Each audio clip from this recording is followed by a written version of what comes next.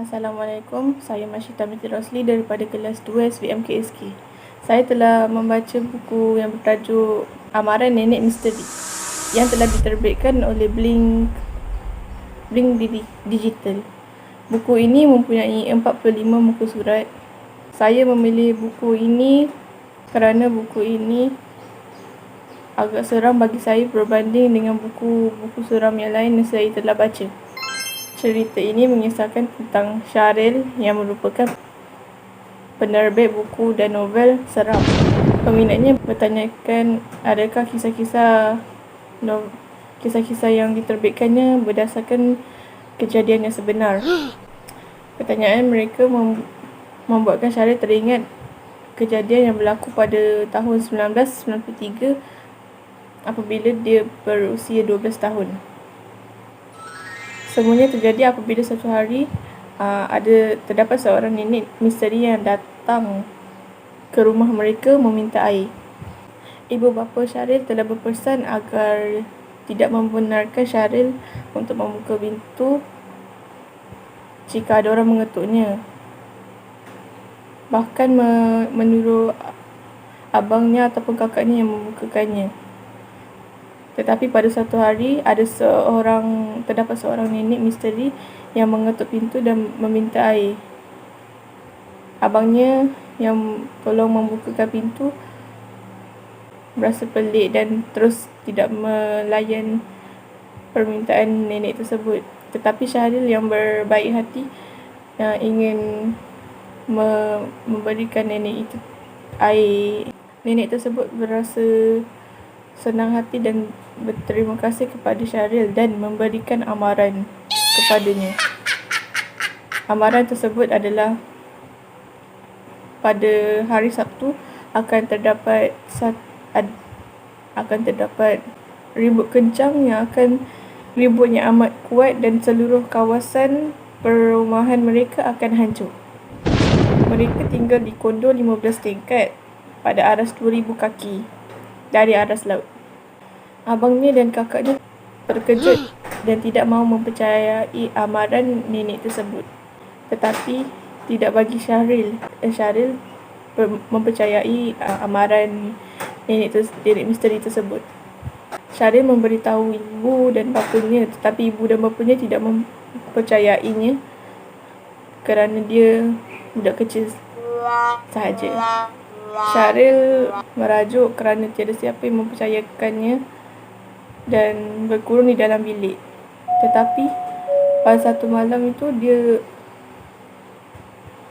ternampak bayangan susuk yang tinggi yang boleh dilihat dari luar tingkapnya. Rumahnya berada di aras 12, berada di tingkat 12 dan susunya tinggi lah. Tidak lama kemudian ibunya pula datang mahu memujuknya. Syahril memberitahu ibunya tentang raksasa yang dinampaknya di luar, tetapi ibunya tetap tidak mempercayainya. Sehari sebelum hari kejadian, Syahril berusaha untuk memikirkan cara untuk membuatkan ahli keluarganya mempercayainya. Pada masa yang sama juga dia tiba-tiba ternampak ada susuk tubuh hitam yang dinampaknya di luar. Tapi kali ini ada banyak dan mata mereka semua merah saga memandang ke arah bangunan yang didiami ahli keluarga mereka. Pada hari Sabtu, iaitu hari kejadian, Syahril tiada pilihan, jadi dia berpura-pura sakit perut. Rancangan Syahril berjaya kerana setahun yang lepas, Syahril pernah keracunan makanan yang sangat teruk sampai nyaris meragut nyawanya. Mereka bergerak ke hospital. Dalam lebih kurang 2 km mereka bergerak, Syahril terus memandang ke arah bangunan kondo yang didiami mereka.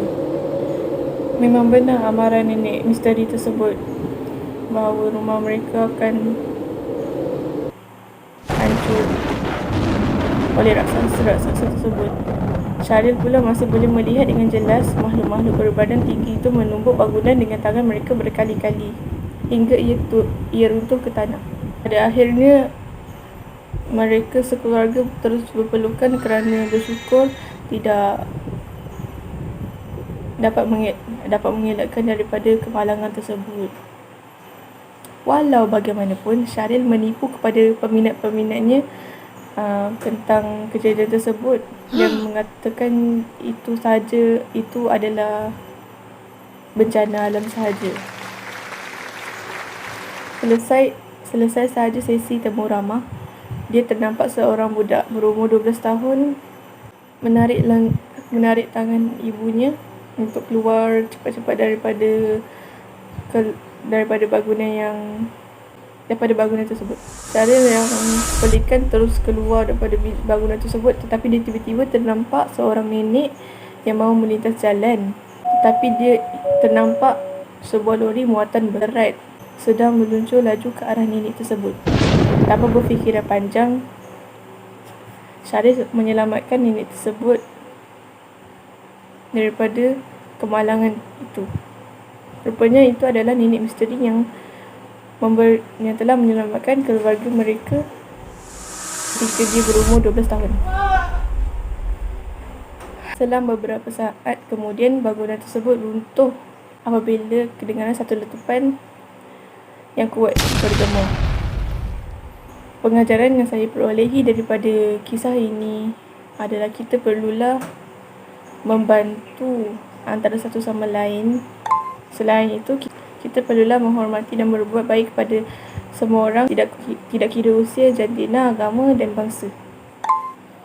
Seterusnya, kita mestilah mematuhi peraturan yang telah ibu bapa telah berikan kepada kita. Seterusnya, kita perlulah mempercayai bahawa ada hidupan lain di muka bumi ini. Kita perlulah menghormati mereka. Akhir sekali, kita perlulah beringat sebelum kena, walaupun tidak pasti, tetapi lebih baik kita hindarkan diri daripada masalah itu. Sekian sahaja daripada saya. Terima kasih kerana menonton. Assalamualaikum.